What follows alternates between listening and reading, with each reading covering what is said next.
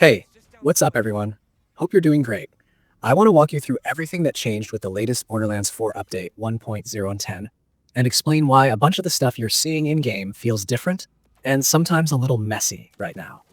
The patch is a mix of quality of life improvements, balance shifts, and some technical work under the hood that the developers clearly intended to smooth things out, but which has also brought a few side effects people are talking about. One of the biggest user-facing changes is a new marker to help you spot legendary drops more easily. The goal here is obvious. Make farming feel less like blind luck and more like a guided hunt, so you spend less time wandering and more time actually engaging with the loot systems that are core to this game. This new legendary loot indicator shows up the moment a legendary lands, so you don't have to constantly double-check the ground or the minimap. On the systems and performance front, the update tries to address stability problems that were cropping up across platforms. There's visual polish and a set of optimizations aimed at console memory usage and general crash reduction. That said, many players have reported stuttering or shader compilation hiccups after installing the patch, and the developers have described this as shader recompilation that can take a bit of time to settle. Essentially, the game rebuilds its graphical shaders while you play, which can cause uneven performance until that's done. The guidance around this has been unusual, with the team suggesting that a short play session can help things stabilize and that clearing shader caches might be needed for some players. It's one of those updates where the long-term benefit is real, but the short-term experience can feel worse before it improves.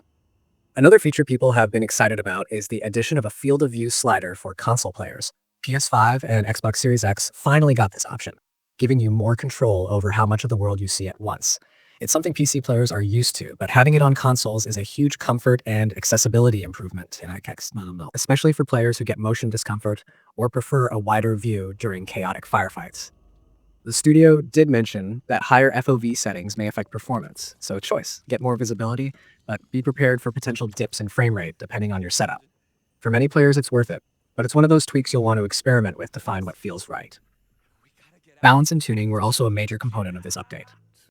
A handful of class abilities were reworked, several weapons got tuned, and certain passives that were working incorrectly were corrected. Some skills that were scaling way too hard received adjustments to bring them back in line, while underperforming abilities got a bit of love. A few weapons that were dominating DPS charts saw their numbers pulled back, while others that hadn't been touched in ages finally became worth experimenting with. There were also fixes to specific loot tables, where certain bosses weren't dropping the items they were supposed to. Those have been corrected, so farming a particular legendary or class mod should feel more consistent. Quality of life improvements are sprinkled throughout the update as well. Some UI elements were polished, mission items were made easier to manage, and vendor interactions feel a bit smoother. Weekly rotations in the endgame also got updated, meaning the available bosses, challenges, and vendor stock might look a bit different from what you're used to. The idea here is to keep the late game loop feeling fresh, giving players more variety instead of repeating the exact same cycle every single week. If you're someone who logs in regularly to chase challenges or farm specific items, these rotations will stand out pretty quickly. There's also a behind-the-scenes cleanup happening with gear. The patch enforced limits on overpower levels and removed a handful of invalid or broken items from circulation.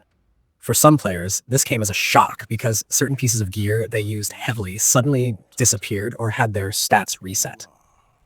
This kind of cleanup is meant to keep the game's balance and loot ecosystem healthy, but it does lead to some frustration when items that slip through the cracks get taken away. Still, it helps stabilize the long-term economy and prevents exploits from shaping the meta. Taken as a whole, this update lands in an interesting spot. It brings real improvements, better loot clarity, more control over visuals, tighter class balance, smoother vendor and mission interactions, but it also introduces a transitional period where performance might feel uneven, and where certain gear changes can disrupt established builds. If you've hopped into the game since the patch dropped, you've probably noticed some of these shifts right away, especially the visual polish, the change in how legendaries stand out, and the tweaks to how specific abilities and weapons behave. It's one of those updates that clearly aims to set up a more stable and enjoyable foundation for the future of the game, even if it means weathering a bit of turbulence in the short term. Once shader compilation settles down and players adjust to the new balanced landscape, the improvements should feel more natural. And while some of the changes may take a few sessions to get used to, the overall direction pushes the game toward a healthier long-term experience, especially for players who are deep into farming, endgame builds, and high-level content.